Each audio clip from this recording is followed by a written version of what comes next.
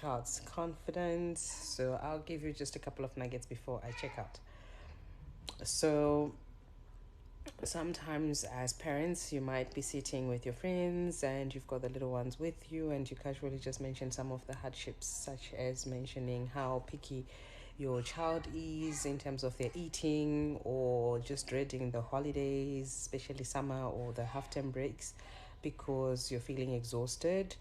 But what happens is that your little child doesn't hear the needs or the context that you're referring to. They just individualize, they personalize what feedback you're giving.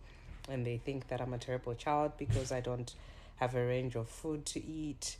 Or they may think that, oh, my parents don't like it when I'm at home with them during breaks. So some of the things you can apply is to look at strength-based strategies.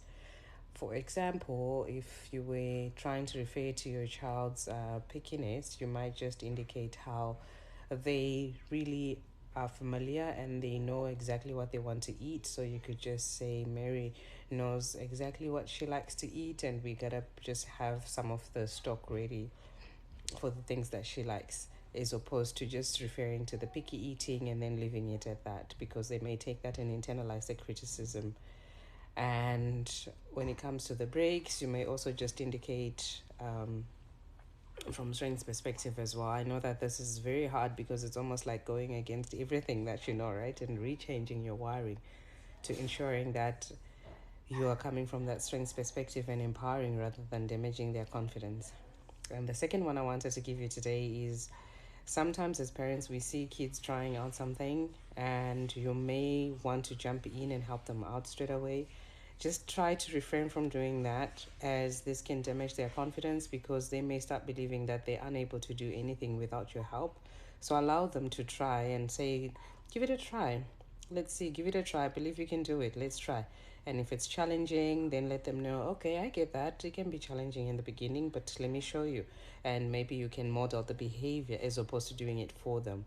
So, excuse me, it's incredibly tough to talk when you got flu. Sorry about that.